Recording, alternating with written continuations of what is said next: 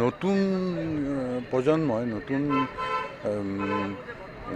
জেনেৰেশ্যনে এতিয়া বোলছবি বা অসমীয়া সংস্কৃতিৰ বিষয়লৈ চিৰিয়াছলি চিন্তা কৰিবলৈ লৈছে। এইটো এটা ভাল লক্ষণ।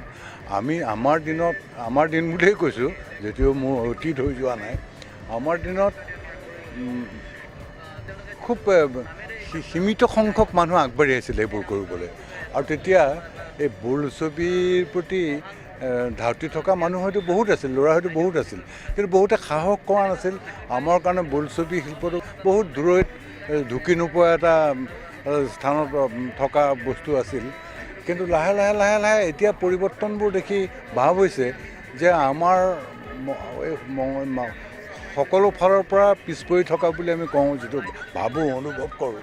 এটা ভাল চিন্তা চৰ্চাৰে কিছু ডেকা ল'ৰা ওলাই আহিছে, যে এদিন আন কথাটো বাদেই দিছোঁ, আন ক্ষেত্ৰততো হ'বই, তাৰ বাহিৰেও বোলছবিৰ ক্ষেত্ৰতো এটা ভাল খোজ দিব, ভাল ধৰণে আগবাঢ়ি যাব, ভাল সুনাম কঢ়িয়াই আনিব আমাৰ অঞ্চল ৰাইজৰ কাৰণে। সেই আশাটো মই দেখা পাইছোঁ এতিয়া। এইটো আইদেউ টকিজৰ এই এমুঠিমান ল'ৰাৰ মাজতেই মই সেইটো দেখা পাইছোঁ। আৰু তেওঁলোকে লাহে লাহে, মই আইদেউ টকিজৰ কেইবাটাও অনুষ্ঠানৰ লগত জড়িত, মই দেখিছোঁ যে তেওঁলোকৰ একাগ্ৰতাটো, তেওঁলোক খুব সীমিত সংখ্যক তেওঁলোকৰ কৰ্মকৰ্তা আছে, সেইখিনিয়ে মানুহ নহ'ল, মানুহ নাহিল এই বুলি হাৰ মনা নাই, এটাৰ পিছত এটাকৈ অনুষ্ঠান পাতিয়েই আছে। এইটো খুব ডাঙৰ কথা। আমি সাধাৰণতে কিবা এটা কৰিবলৈ ল'লে অলপ মানুহ কম হ'লে, মানুহে বেছি আগ্ৰহ নেদেখুৱালে আমি সাধাৰণতে অলপ নিৰুৎসাহ হওঁ।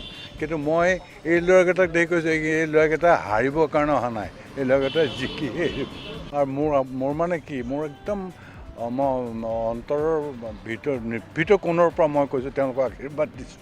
কিন্তু মই আশাবাদী, মই যি আপোনালোকে যদি খবৰ ৰাখিছে, মই যি 2-4টা গানো লিখিছোঁ, তাতো মই নিৰাশাৰ কথা মোৰ ক'তো নাই। সমস্ত গানো মোৰ আশাবাদী গান। গতিকে মই খুব আশাবাদী মানুহ।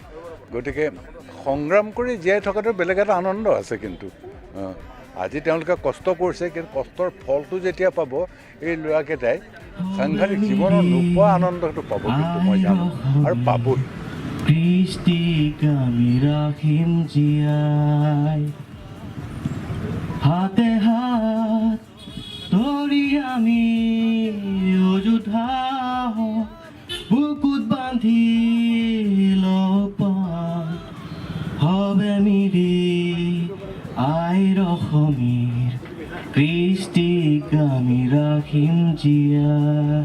আইদেউ টকিজৰ জৰিয়তে যিখিনি কৰ্মকৰ্তা বা উদ্যোগী ল'ৰাখিনি আগবাঢ়ি আহিছে, সেইসকল লোকক মই অশেষ ধন্যবাদ জনাইছোঁ। আৰু অসমীয়া ছবি জগতৰ যিখন উত্তৰোত্তৰ কামনা কৰিলোঁ। লগতে তেওঁলোকে যি চিনেমা কৰিব বিচাৰিছে, তাত মই সম্পূৰ্ণ সহযোগিতা আগবঢ়াব বিচাৰিছোঁ।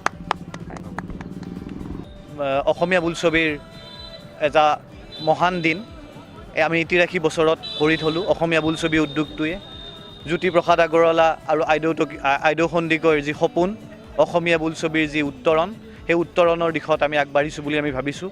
আৰু আমি আইদেউ টকিজে আমি এই অসমীয়া যি সংস্কৃতিৰ দাপোন, অসমীয়া বোলছবি, এই বোলছবিক আমি আগুৱাই নিবৰ কাৰণে আজি 2013 চনৰ পৰাই আমি এক সাংস্কৃতিক আন্দোলন গঢ়ি তুলিছোঁ গোটেই অসমতে। আৰু আমি আশা ৰাখিছোঁ আমাৰ যি অসমীয়া বোলছবি উদ্যোগ, সেই বোলছবি উদ্যোগৰ আজি যি দুৰৱস্থা, সেই দুৰৱস্থাৰ পৰা আমি ভাৰতবৰ্ষৰ লগতে গোটেই বিশ্বতেই আমাৰ অসমীয়া ছবিক প্ৰতিষ্ঠা কৰিব পাৰিম। আমি সুদীৰ্ঘ আজি 4 বছৰত আমি লাহেকৈ ভৰি দিছোঁ। আৰু আমাৰ আইদেউ টকিজৰ মূল কথাটো হৈছে ভ্ৰাম্যমান ছবি গৃহৰ ব্যাপক প্ৰচাৰ আৰু প্ৰসাৰ আৰু উন্নতমানৰ ছবি নিৰ্মাণ। আৰু ইয়াত আমি নতুন প্ৰজন্মৰ বিশেষ সহযোগিতাৰে আমি অসমীয়া ছবিক পুনৰ প্ৰাণৱন্ত কৰিব বিচাৰিছোঁ, ৰাইজৰ মনৰ বৰঘৰত প্ৰতিষ্ঠা কৰিব বিচাৰিছোঁ। আমি বিশ্বাস কৰোঁ যে নতুন প্ৰজন্ম যদি ইয়াত অংশগ্ৰহণ নকৰে, তেতিয়াহ'লে এদিন অসমীয়া ছবিৰ মৃত্যু হ'ব। আমি অসমীয়া ছবিক কেতিয়াও মৃত্যু হ'বলৈ দিব নোৱাৰোঁ। আৰু সেইকাৰণে আমি নতুন প্ৰজন্মৰ সক্ৰিয় অংশগ্ৰহণ আমি বিচাৰিছোঁ। আৰু সেইকাৰণে অসমৰ প্ৰতিখন কলেজ, প্ৰতিখন বিশ্ববিদ্যালয়ৰ লগতে আমাৰ ইতিমধ্যে যোগাযোগ চলি আছে। আৰু প্ৰতিখন বিশ্ববিদ্যালয়, প্ৰতিখন কলেজতে আইদেউ টকিজ চিনে ক্লাব এটা গঠন কৰা হ'ব, য'ত ছাত্ৰ ছাত্ৰীসকলৰ উদীয়মান যুৱক যুৱতীসকলৰ অংশগ্ৰহণেৰে অসমীয়া চলচ্চিত্ৰক এদিন আমি আকৌ জিলিকাই তোলাৰ কাৰণে আমি প্ৰয়াস কৰিম। আমাৰ সম্পূৰ্ণ সহায় সহযোগ আগবঢ়াব আৰু তেখেতসকলৰ উন্নতি কামনা কৰিছোঁ। আৰু এই লগতে আমাৰ মঙলদৈ ব্ৰাঞ্চৰ মঙলদৈ শাখাৰ আমাৰ সভাপতি মহোদয়, সম্পাদক তথা আমাৰ যিখিনি আইডল অফিচৰ সহকৰ্মী আছে তেখেতসকলক অশেষ ধন্যবাদ জ্ঞাপন কৰিছোঁ। আহি উপস্থিত হৈছে আপোনালোকৰ মৰম আৰু মৰমখিনি আমাৰ বাবে আশীৰ্বাদ, সদায় এনেদৰে আপোনালোকে মৰম যোগাই থাকিব বুলি আশা ৰাখিছোঁ। তাৰ মাজতে আমি যোৱা 2015 চনৰ 5 এপ্ৰিলত আমি উন্মোচন কৰিছিলোঁ মিছন 5 ফৰ ৰিভাইভ। মানে হৈছে 5খন নতুন অসমীয়া বোলছবি। এই অসমীয়া বোলছবিখিনিৰ জৰিয়তে আমি অসমীয়া চিনেমাৰ, অসমীয়া চলচ্চিত্ৰ উদ্যোগৰ গতি যিটো ট্ৰেণ্ড, সেই ট্ৰেণ্ডটো সলনি কৰাৰ এটা চেষ্টা কৰিছিলোঁ। ইতিমধ্যেই আমি গোটেই অসমৰ যিসকল নতুন ল'ৰা ছোৱালীয়ে বা নতুন ল'ৰা ছোৱালী শিল্পীয়ে লিখা মেলা কৰে তেওঁলোকৰ পৰা স্ক্ৰিপ্ট আমি বিচাৰিছিলোঁ। ইতিমধ্যে বহুকেইখন পেপাৰতো আহিছিলে। আমি ছবি নিৰ্মাণৰ ফালেও আমি লাহেকৈ আগবাঢ়িম। আমাৰ ছবিকেইখনৰ নামো মই এতিয়া কৈ দিব বিচাৰিছোঁ। আৰু প্ৰথম ছবিখন হ'ব অনাময়.com, এখন কমেডি চিনেমা হ'ব, য'তেই চিন্তা ত'তেই শৌচালয়। আৰু দ্বিতীয় ছবিখন হ'ব হাবি, এখন শিশু ছবি। তৃতীয় ছবিখন হ'ব জন্ম, দ্য ফ্লপ ডিৰেক্টৰ। আৰু চতুৰ্থ ছবিখন হ'ব দ্য য়েল্লো বাইচাইকেল।